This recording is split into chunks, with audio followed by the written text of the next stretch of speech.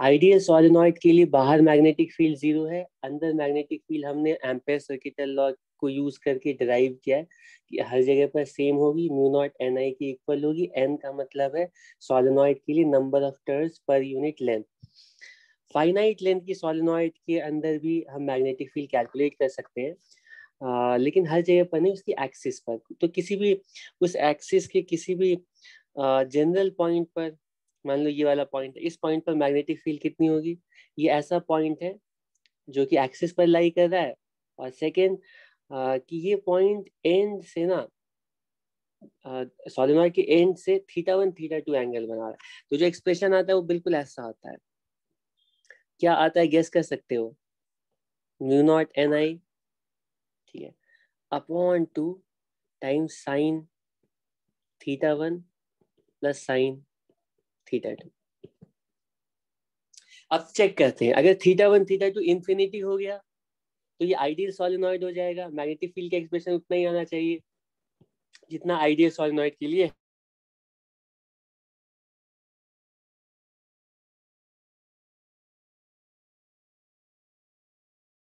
2 minute लग सकता है। तुम लोग तब तक इसको इस एक्सप्रेशन को देख करके ना एंड पॉइंट्स पर कैलकुलेट करो कितनी होगी मैग्नेटिक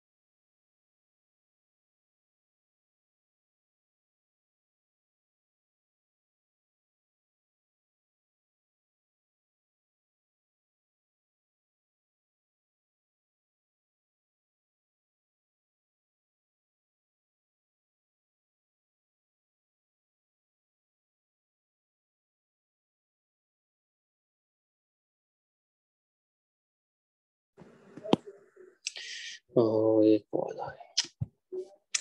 ठीक है, तो ठीक है, फाइनाइट सोलेनॉइड का ये रिजल्ट है। हर एक कॉइल की वजह से ऐड करके हम ये रिजल्ट डिराइव कर सकते हैं। ठीक है, अब इससे एक बहुत सिंपल सा क्वेश्चन बनता है कि अगर तुम्हें एक लॉन्ग सोलेनॉइड दिया गया है, ठीक है, बिल्कुल लॉन्ग सोलेनॉइड है, इसको तुम सेमी इनफाइनाइट भी बोल सकते हो, ठीक है, लॉन्ग सोलेनॉइड, इसके एज पर, अगर यहाँ पर एज पर पूछा गया है कि मैग्नेटिक फील्ड की वैल्यू कितनी होगी, कैसे निकालेंगे तुम लोग बताओ, क्या करना चाहिए? करंट बता दिया गया है, number of turns per unit length की वैल्यू बता दी गई। गुड, क्या होगी वैल्यू, बाकी लोग बताओ। हाँ, हाँ प्रज्वलित पूछो, क्या कह रहे हो?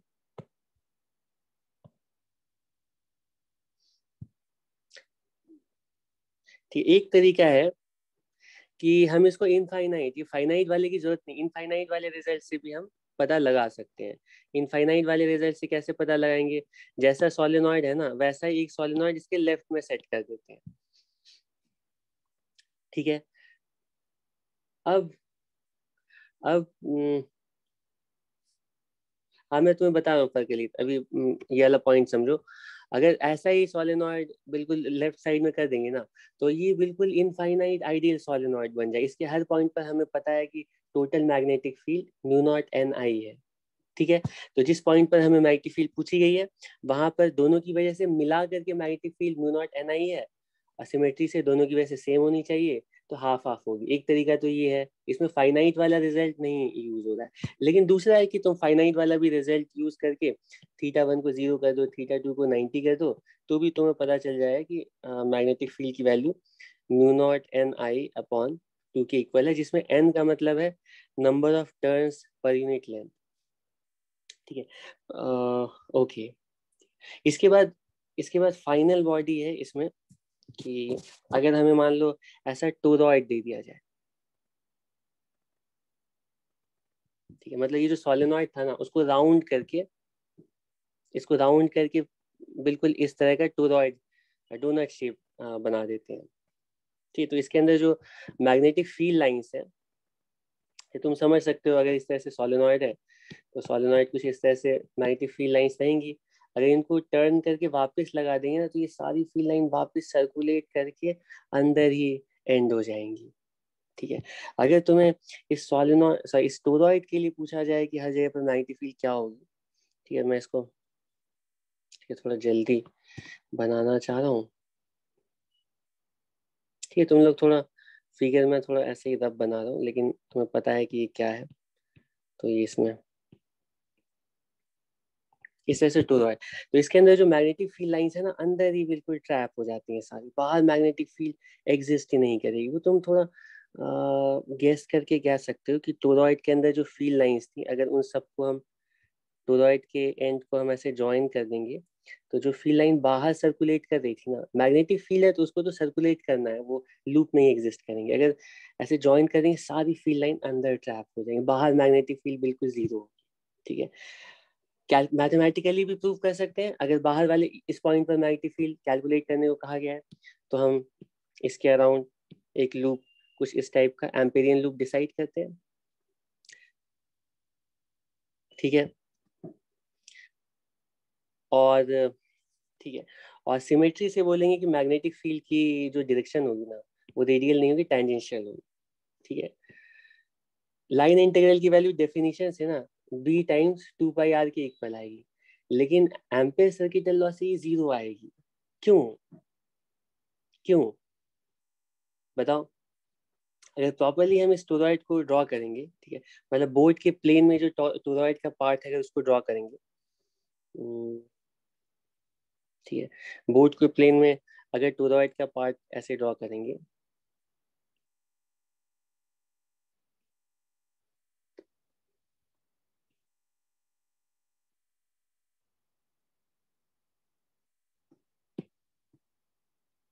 ठीक है, तो इसको तुम समझ सकते हो कि ये जो आउटर जो ये कैसे करके मैंने बनाया, इधर जा रही है, हाँ, तो इधर से बाहर आ रही, इस तरह से ये डॉट डॉट है, इस तरह से यहाँ से ऐसे जो कॉइल का जो वायर है ना वो ऐसे करके बाहर ऐसे निकल रहा है, और फिर इसका सेमी सर्कल कंप्लीट होके अंदर जा रहा है, और फिर आधा सेमी सर्कल फिर इधर से आ रहा है यूं। इस तरह से सोलेनॉइड है। ठीक है, तो अगर इसके बोर्ड के प्लेन वाला पार्ट हम ड्रॉ करते हैं, तो ऊपर वाले जो आउटर, ठीक है, सरकमफेरेंस है, वहां से करंट कैरिंग वायर जो है ना बाहर आ रही है। ठीक है, और ये सारी जो वायर है ये अंदर वाले पार्ट से,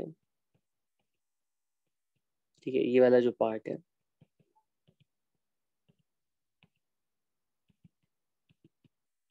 ठीक है, ये एंटर कर रही है। ठीक है, ठीक है, अभी वैसे रफ ही है। तो इसके बाहर किसी पॉइंट पर अगर मैग्नेटिक फील्ड पूछी जाएगी तब तो तुम देख के बता ही सकते हो कि इस लूप के साथ, एम्पेरियन लूप के साथ हम सरफेस अटैच करते हैं, जितनी करंट सरफेस से बाहर आ रही है उतनी ही करंट एंटर भी कर रही है, तो नेट करंट जीरो होगा, बाहर मैग्नेटिक फील्ड जीरो।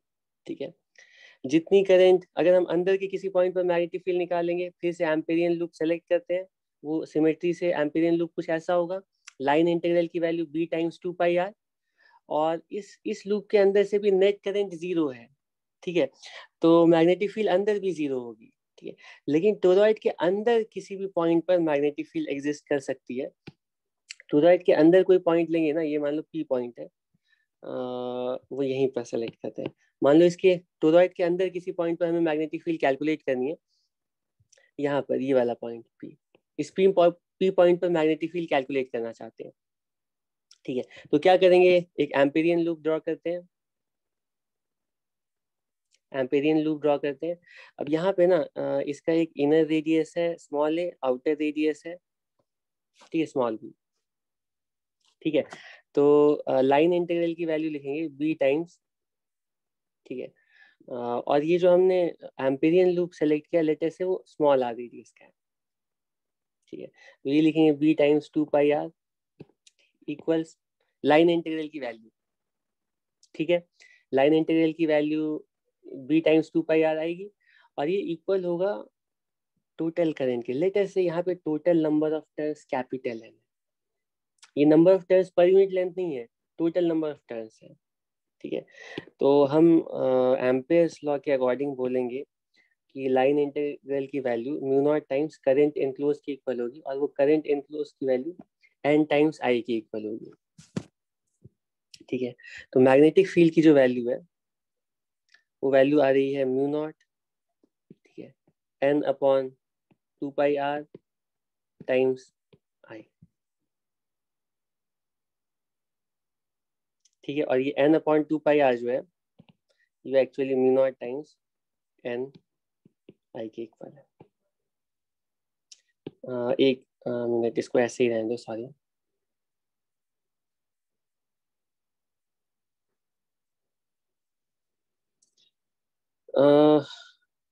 ठीक है, तो मैग्नेटिक फील्ड की जो वैल्यू आ रही है, एक्चुअल वैल्यू जो है mu not capital N I upon 2 πr।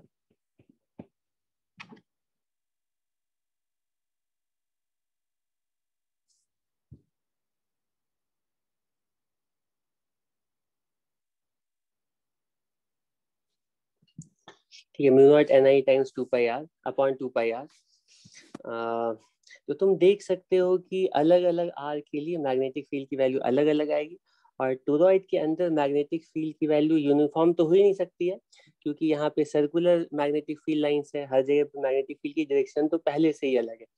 लेकिन क्या मैग्नीट्यूड हर जगह इक्वल है? मैग्नीट्यूड भी इक्वल नहीं है। बिल्कुल इनर एज पे मैग्नेटिक फील्ड की value mu naught N I upon 2 π a है, आउटर एज पर 2 πb है, तो मैग्नेटिक फील्ड की वैल्यू ना inversely proportional to r vary कर रही है टोरॉइड के अंदर। ठीक है, मैग्नेटिक फील्ड की वैल्यू 1/r से वैरी कर रही है।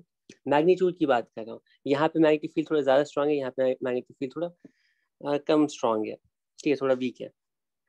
लेकिन अगर हम ऐसा टोरॉइड इमेजिन करें जिसके लिए ए और बी ऑलमोस्ट सेम हो जाए, ठीक है, ए और बी की वैल्यू लार्ज है और ऑलमोस्ट सेम हो जाए, ठीक है, तो उसके लिए, उस केस के लिए हम बोल सकते हैं ना कि ए और बी ना वो इस टोरॉइड की रेडियस के इक्वल है, और मैग्नेटिक फील्ड की वैल्यू उस केस में mu naught N I upon 2 pi capital R हो जाएगी, जहां पर 2 पाई कैपिटल R का मतलब होगा, जहां पर कैपिटल अगर हम लिखें ऐसे A इज B, ठीक है, कैपिटल R, तो मैग्नेटिक फील्ड की जो वैल्यू है वो म्यू नॉट, ठीक है, N I upon 2 pi R के इक्वल होगा। और n अपॉन 2 पाई R ना टोटल नंबर ऑफ टर्न्स और टोटल लेंथ ऑफ टोरॉइड है, तो ये number of turns per unit length के इक्वल ही आएगा। तो टोरॉइड के लिए भी एक तरह से, ठीक है, मैग्नेटिक फील्ड का जो एक्सप्रेशन है वो वैसा ही आता है जैसा सोलेनॉइड के लिए आता है, लेकिन स्पेशल टोरॉइड के लिए, ठीक है, जिसकी की जो थिकनेस है ना, जिसका जो ये क्रॉस सेक्शन है वो बहुत कम है और इसकी रेडियस ज्यादा है, ठीक है, अदरवाइज वो वैरी करेगा। एन डिनोट कर रहा है number of turns per unit length, ठीक है। फर्कली तुम्हारा डाउट जो है कि टोटल करंट कितना होगा, तो करंट हम लूप के अकॉर्डिंग देखते हैं। जैसे ही हमने टोरॉइड ये ऐसे एम्पेरियन लूप ड्रॉ किया और इसके अंदर ना यहाँ पे ऐसे क्रॉस कर रही है ये सारी, ये एंटर कर रही है, ठीक है, यहाँ पे ऐसे एग्जिट कर रही है, ठीक है, इस तरह से ये टोरॉइड का क्रॉस सेक्शन है, ठीक है। तो जैसे ही हमने एम्पेरियन मान लो, एम्पेरियन लूप हम मान लो कुछ ऐसे ले लेते हैं, ये सेंस है, ठीक है। तो अब एम्पेरियन लूप जैसे ही सिलेक्ट किया, तो एम्पेरियन लूप के साथ हम सरफेस इमेजिन करेंगे और देखेंगे कि सरफेस को टोटल करंट कितना क्रॉस कर रहा है, कितना पेनिट्रेट कर रहा है। और यहाँ पे तुम देख सकते हो हर एक कॉइल ना एक बार आई करंट सरफेस के अक्रॉस पास करेगा, ठीक है। हमें सिर्फ सरफेस से देखना है कितना करंट पास हुआ, तो टोटल करंट यहाँ पे जो क्रॉस करेगा वो एन आई होगा इस केस में, ठीक है। और सोलेनॉइड के केस में नंबर ऑफ टर्न्स हम निकालते हैं एन एल टाइम्स आई के एक बार, ठीक है, इसमें कोई प्रॉब्लम नहीं है, ठीक है। अब इसमें एक मैग्नेटिक फील्ड कैलकुलेशन में एक बहुत ही इम्पॉर्टेंट रिजल्ट है, और उसके बाद हम करंट कैरिंग वायर्स के बीच में फोर्स कैलकुलेट करेंगे। तो मैग्नेटिक फील्ड में एक बहुत ही इम्पॉर्टेंट रिजल्ट है मैग्नेटिक फील्ड कैलकुलेशन वाले पार्ट में, और वो इम्पॉर्टेंट रिजल्ट है इनफाइनाइट सॉलिड सिलेंडर, ठीक है। इनफाइनाइट सॉलिड सिलेंडर है हमारे पास, ठीक है, और इस सॉलिड सिलेंडर के अंदर, ठीक है, इस सॉलिड सिलेंडर के अंदर, ठीक है, इस तरह से सिलिंड्रिकल कैविटी है,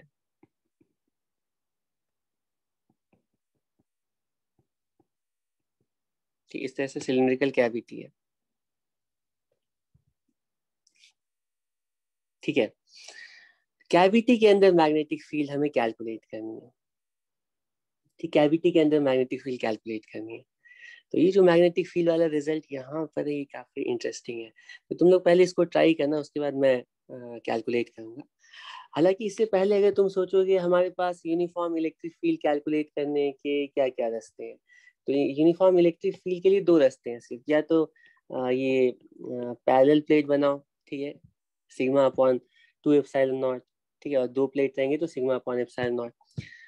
या फिर दूसरा तरीका है यूनिफॉर्म इलेक्ट्रिक फील्ड प्रोड्यूस करने का, वो मैंने बोला स्फेयर के अंदर ना, बिल्कुल सॉलिड स्फेयर के अंदर स्फेरिकल कैविटी बनाओ जिसपे कि यूनिफॉर्म चार्ज डेंसिटी रखी हुई है, ठीक, ये रिजल्ट तुम लोग को याद है, ठीक है। यहाँ पे जो इलेक्ट्रिक फील्ड आती है वो बिल्कुल दोनों के सेंटर्स को ज्वाइन करने वाली वेक्टर के अलावा बिल्कुल यूनिफॉर्म इलेक्ट्रिक फील्ड प्रोड्यूस होती है कैविटी के अंदर, ठीक, ये तरीका है यूनिफॉर्म इलेक्ट्रिक फील्ड प्रोड्यूस करने का। हम सोचते हैं magnetic field, uniform magnetic field produce करने का क्या तरीका है। तो यूनिफॉर्म मैग्नेटिक फील्ड प्रोड्यूस करने का तरीका एक तो है कि ऐसे इनफाइनाइट शीट ऑफ वायर लिया, लेकिन मैंने बोला था ये बहुत ही मतलब बहुत ही प्रैक्टिकल तरीका नहीं है, ठीक है। तो दूसरा जो प्रैक्टिकल तरीका है वो है सोलेनॉइड। और हम जब भी हमें यूनिफॉर्म मैग्नेटिक फील्ड प्रोड्यूस, जैसे यहाँ पे पैरेलल प्लेट होता है ना, ठीक है, ऑलमोस्ट वैसा ही जो उसके एनालॉगस अगर तुमसे पूछा जाए कि मैग्नेटिक फील्ड के लिए कैसी बॉडी है हमारे पास, वो सोलेनॉइड है। सोलेनॉइड के अंदर जो मैग्नेटिक फील्ड है ना, बिल्कुल इस तरह से यूनिफॉर्म प्रोड्यूस हो रही है, ठीक है। सोलेनॉइड के अंदर यहाँ पे मैग्नेटिक इलेक्ट्रिक फील्ड की वैल्यू होती है सिग्मा अपॉन एप्सिलॉन नॉट, और यहाँ पे म्यू नॉट एन आई, ठीक है, जहाँ पे एन का मतलब number of turns per length है। लेकिन इसके अलावा कोई बॉडी है क्या? इसके अलावा एक बॉडी और है, और वो है, जैसे तुम यहाँ पर बोल रहे थे ना कि अगर सॉलिड स्फीयर के अंदर, यूनिफॉर्मली चार्ज सॉलिड स्फीयर के अंदर अगर हम स्फेरिकल कैविटी बनाते हैं तो यूनिफॉर्म इलेक्ट्रिक फील्ड प्रोड्यूस होती है। उसी तरह से सॉलिड यूनिफॉर्मली, अगर अगर हमारे पास कोई सॉलिड सिलेंडर है और उसके अंदर करंट बिल्कुल सॉलिड सिलेंडर के वॉल्यूम में से यूनिफॉर्मली फ्लो कर रहा है, ठीक है, और हम उसमें से कैविटी बना देते हैं, तो कैविटी वाले पार्ट में ना करंट से सॉलिड पार्ट में फ्लो कर रहा है, कैविटी वाले पार्ट में मैग्नेटिक फील्ड एग्जिस्ट करेगी, ठीक है। अगर सॉलिड सिलेंडर है तो सॉलिड सिलेंडर के लिए तो हमें पता है मैग्नेटिक फील्ड कुछ ऐसे वैरी करता है, ऐसे वैरी करता है, ठीक है। कैविटी के अंदर मैग्नेटिक फील्ड कितनी होगी, किधर होगी? अच्छा, सॉलिड सिलेंडर तो मैग्नेटिक फील्ड लाइंस भी बताया था कि अब पास में ना बहुत लो डेंसिटी है, ठीक है, और फिर सरफेस पे पहुंचते पहुंचते नंबर की डेंसिटी, सॉरी, फील्ड लाइंस की डेंसिटी इंक्रीज करती है, और फिर बाद में जो फील्ड लाइन की डेंसिटी है ना 1/r से डिक्रीज करती है, कि मैग्नेटिक फील्ड का वेरिएशन ऐसे, ठीक है, और फिर ऐसे है, इस तरह की फील्ड लाइंस होती हैं।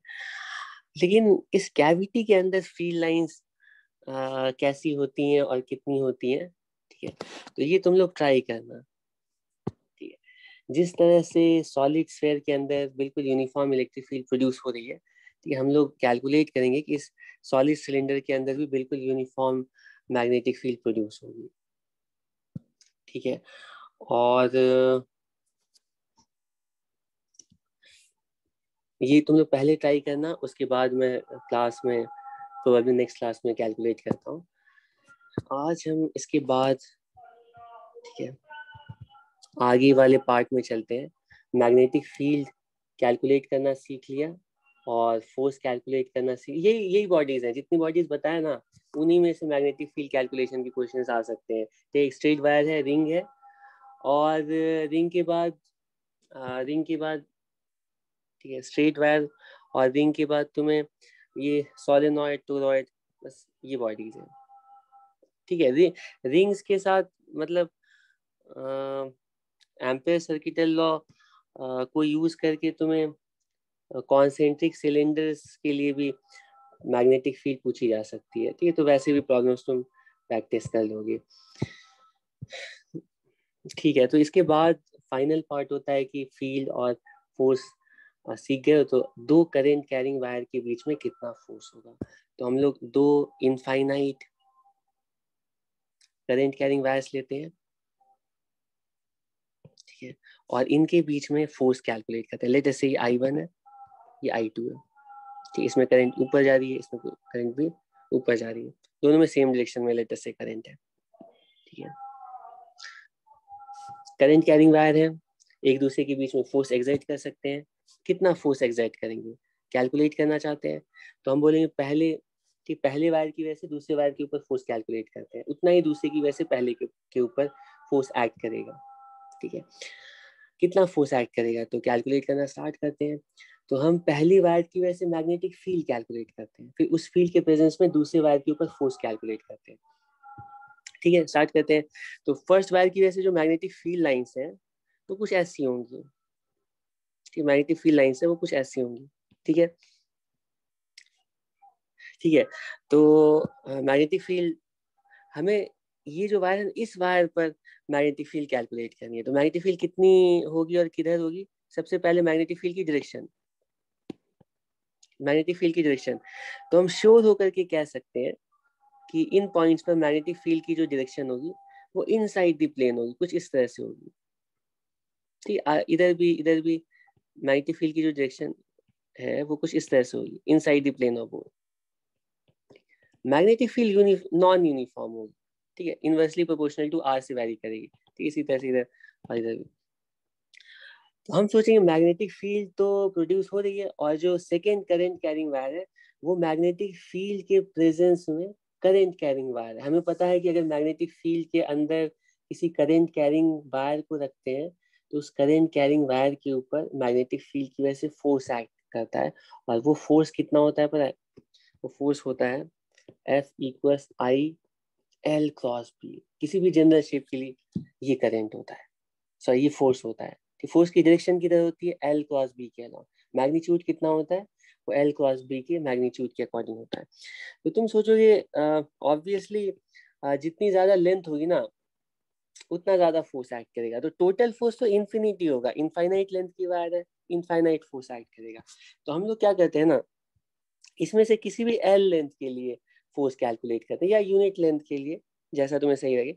मान लो इसमें से एक छोटा सा पार्ट, सिर्फ इस पार्ट ए से बी के लिए, पूरी वायर का ए से बी वाला जो पार्ट है ना, सिर्फ इस पार्ट के लिए हम फोर्स कैलकुलेट करते हैं। ठीक है, तो फोर्स का जो एक्सप्रेशन होगा, ठीक है, फोर्स का जो एक्सप्रेशन होगा वो कितना होगा, ए बी के ऊपर जो फोर्स का एक्सप्रेशन होगा, ठीक है, वो लिखेंगे आई, ठीक है, एल क्रॉस बी के इक्वल। ठीक है, तो सबसे पहले मुझे बताओ कि फोर्स की डायरेक्शन क्या होगी, फोर्स की डायरेक्शन क्या होगी। तो फोर्स की डायरेक्शन के लिए हम पहले डिस्प्लेसमेंट वेक्टर देखेंगे, वो ऊपर की तरफ, मैग्नेटिक फील्ड देखें अंदर की तरफ एल क्रॉस बी। तो मैग्नेटिक फोर्स की जो डायरेक्शन है वो कुछ यूं आएगी, इधर की तरफ आएगी, मैग्नेटिक फोर्स कुछ इधर आएगा। ठीक है, force on two due to one. Force का मैग्नीट्यूड कैलकुलेट करते हैं, मैग्नीट्यूड कैलकुलेट करते हैं, तो मैग्नीट्यूड की वैल्यू कितनी होगी, एफ टू वन का मैग्नीट्यूड आई, ये आई किसका लेंगे, इस वायर का करंट लेंगे, जिस वायर के ऊपर में फोर्स कैलकुलेट करें, दैट इज आई टू। ठीक है, एल क्रॉस बी का मैग्नीट्यूड, तो तुम देख सकते हो एल इधर है कि B inside the plane of board है, तो एल क्रॉस बी का जो मैग्नीट्यूड होगा एल भी साइन थीटा के इक्वल होगा, लेंथ लेंगे एल के इक्वल, ठीक है, मैग्नेटिक फील्ड का मैग्नीट्यूड टाइम साइन 90 डिग्री। और ऐसे भी स्ट्रेट वायर जब मैग्नेटिक फील्ड के परपेंडिकुलर रखा रहता है तो बी आई एल के इक्वल फोर्स एक्ट कर। ये मैग्नेटिक फील्ड किसकी है, आई वन की वजह से आई टू की लोकेशन पर मैग्नेटिक फील्ड है, तो मैग्नेटिक फील्ड की वैल्यू लिखते हैं आई टू एल। मैग्नेटिक फील्ड की वैल्यू हमने कैलकुलेट की है क्योंकि इनफाइनाइट वायर है, mu naught I one upon two pi D के इक्वल। ठीक है, तो जो फोर्स की वैल्यू आ रही है एफ टू वन, ठीक है, उसकी वैल्यू आ रही है म्यू नॉट, ठीक है, I one I two upon two pi. एक काम करते हैं, इसको हम आर ही रहने देते हैं, ये दोनों के बीच में मान लो सेपरेशन आर है, तो ये वैल्यू होगी टू पाई आर। ठीक है, टाइम्स एल, एल क्या है, वायर, वायर की तुम देख सकते हो फोर्स जो आ रहा है ना वो लेंथ के प्रोपोर्शनल है, जितनी ज्यादा लेंथ होगी फोर्स उतना ज्यादा होगा, ऑब्वियस है, हर पार्ट के ऊपर उसी तरह से फोर्स एक्ट कर रहा है, तो जितनी ज्यादा लेंथ कंसीडर हो उतना ज्यादा फोर्स होगा। तो हम इसीलिए दो पैरेलल इनफाइनाइट वायर्स के लिए ना फोर्स पर यूनिट लेंथ कैलकुलेट, एल को दूसरी साइड भेज देते हैं, फोर्स पर यूनिट लेंथ कैलकुलेट करते हैं, और फोर्स पर यूनिट लेंथ की वैल्यू होती है mu naught I one I two upon upon two pi r के इक्वल। ठीक है, और ये एक्सप्रेशन रिप्रेजेंट कर रहा है किसी भी दो इनफाइनाइट करंट कैरिंग वायर के बीच में फोर्स को। ठीक है, तो तुम्हें अगर करंट्स पता है तो फोर्स कैलकुलेट कर सकते, और इसी तरह अगर टू की वजह से वन पर कैलकुलेट करते तो फोर्स की वैल्यू सेम आती है। और इंटरेस्टिंगली ये जो फोर्स का एक्सप्रेशन है ना वो बहुत सिंपल है, क्योंकि मैग्नेटिक इनफाइनाइट वायर की वजह से मैग्नेटिक फील्ड कितनी होती है, mu naught I upon two pi r, बस इसमें एक और करंट मल्टीप्लाई कर देना है क्योंकि एल तो इधर चला गया, तो फोर्स पर यूनिट लेंथ की value mu naught I one I two upon two pi r के इक्वल। ये एक्सप्रेशन इसलिए भी इंपॉर्टेंट है कि हम इस रिजल्ट को यूज करके ना करंट को डिफाइन भी करते हैं। ठीक है, एसआई यूनिट में एम्पेयर के टर्म्स में करंट की जो स्टैंडर्ड डेफिनेशन हम बनाते हैं वो बोलते हैं कि दो इनफाइनाइट करंट कैरिंग वायर लो, ठीक है, और ठीक है उसमें वन एम्पेयर करंट का मतलब ये होगा, अगर आई वन भी वन एम्पेयर है आई टू भी वन एम्पेयर है तो mu naught upon two pi r, और आर को भी लेटर से वन एम्पेयर रख देते हैं। ठीक है, तो म्यू नॉट अपॉन टू पाई की वैल्यू कितनी हो जाएगी, हमें पता है म्यू नॉट आई म्यू नॉट अपॉन टू पाई की वैल्यू कितनी होती है, वो टू इंटू टेन रेज़ पर माइनस सेवन के इक्वल होगी।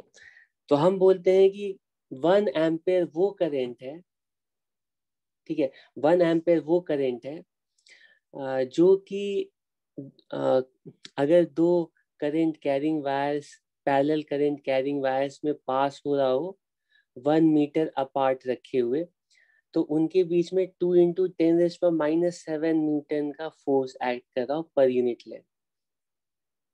ठीक है, मतलब ये स्टैंडर्ड डेफिनेशन बनाते हैं 1 एम्पेयर की इस रिजल्ट को यूज करके, इसीलिए बहुत सिग्निफिकेंट है।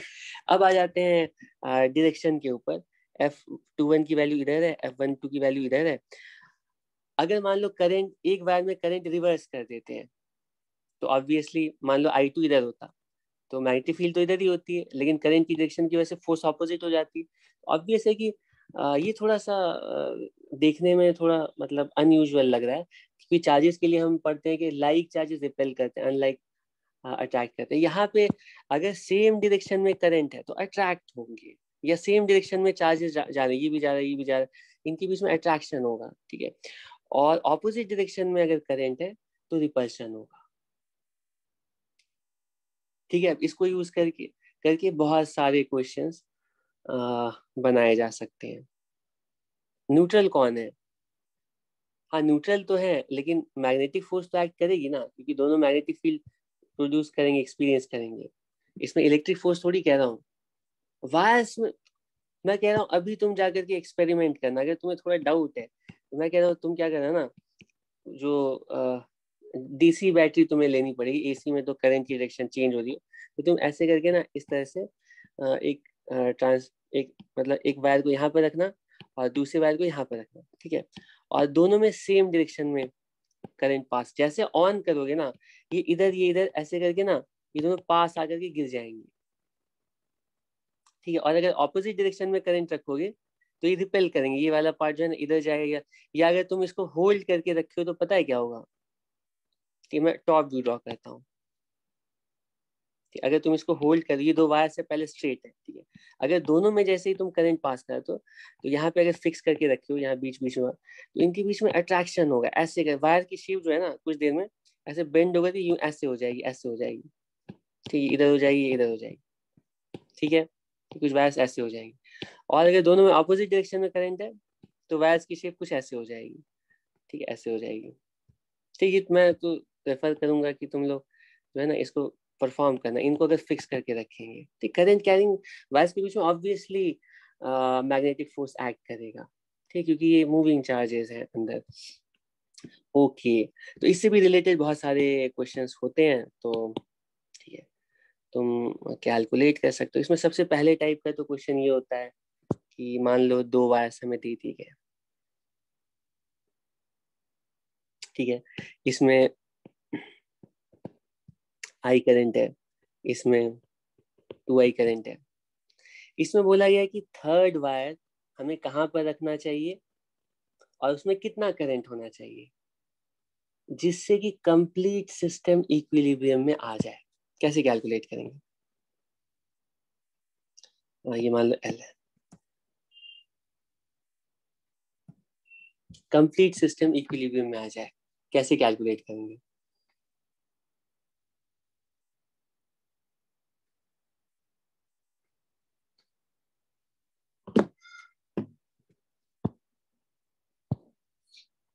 बताओ। पहले तो हम सोचेंगे कि थर्ड वायर को, ये तो वैसा ही क्वेश्चन है ना जैसे 2 पॉइंट चार्ज रखे हुए हैं, प्लस क्यू है, 4 क्यू है। सबसे पहले हम सोचेंगे थर्ड चार्ज को रखा कहाँ जाए। ठीक, पहला तो ये काम करना पड़ेगा कि थर्ड चार्ज को कहाँ पे रखेंगे जिससे कि वो पहले थर्ड चार्ज इक्विलिब्रियम में आ जाए। तो वहीं पर रखेंगे जहाँ पे नेट इलेक्ट्रिक फील्ड 0 होगी, न्यूट्रल पॉइंट ढूंढेंगे, न्यूट्रल पॉइंट कुछ यहाँ पर होगा। ठीक, 2:1 रेशियो में होगा। ये बता चुका, चार्ज का रेशियो 1:4 है, तो डिस्टेंस का रेशियो 1:2 होना चाहिए, तो ये L/3 होगी, ये 2L/4, 2L/3।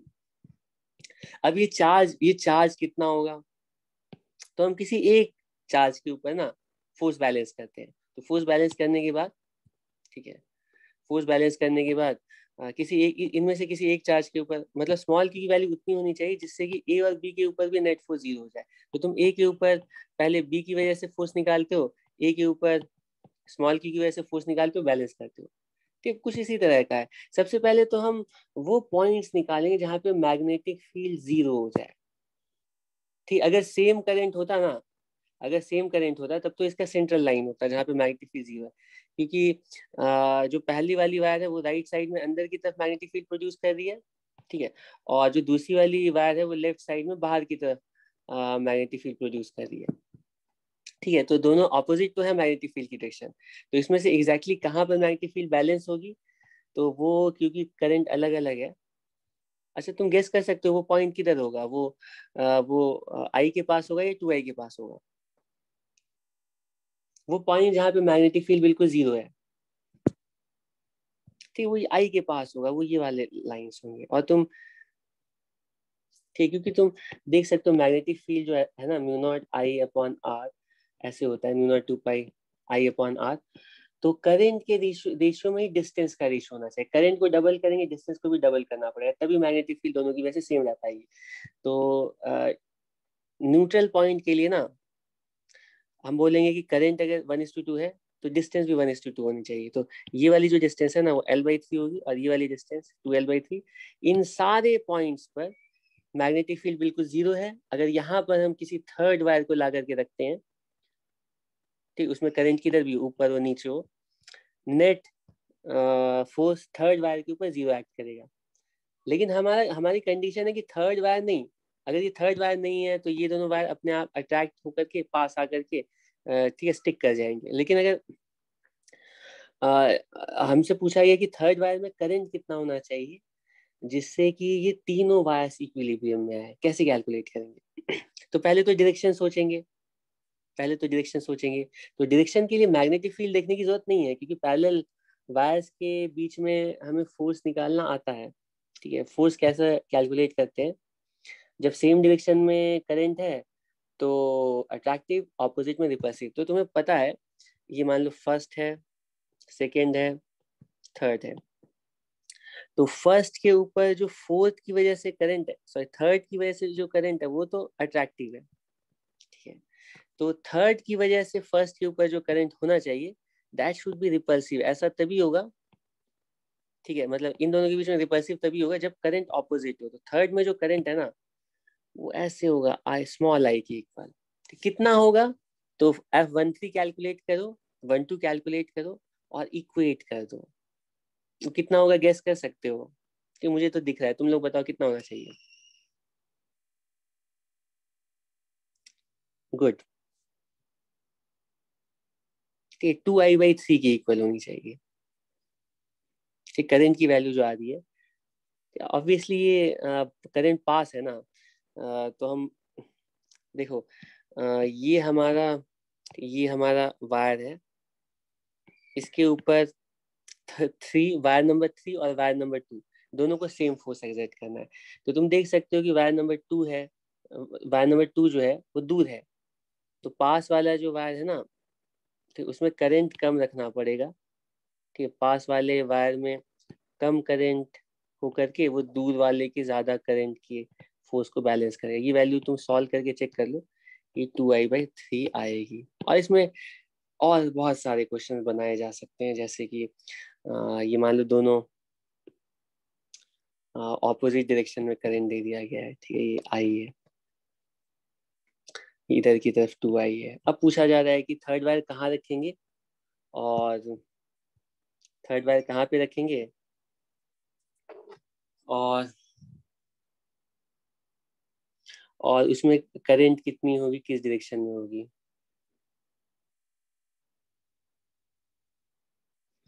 ठीक है, बताओ, ये क्वेश्चन है, इसको मैं एंड कर रहा हूँ यहीं पर।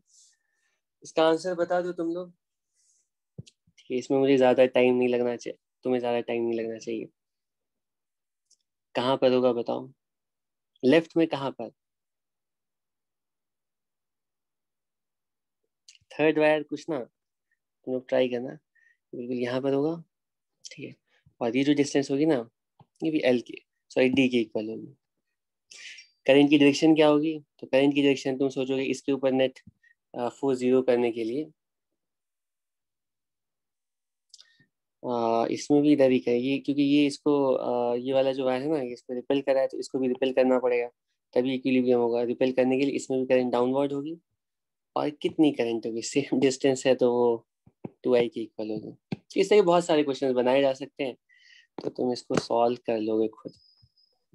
ठीक है, अब नेक्स्ट क्लास में फिर बाकी करते हैं। सर हाँ हाँ मधु सही। सर, हाँ अच्छा, हाँ सर जो बोलो। दूसरी वाली वायर है ना, इसमें 2i हाँ करंट है।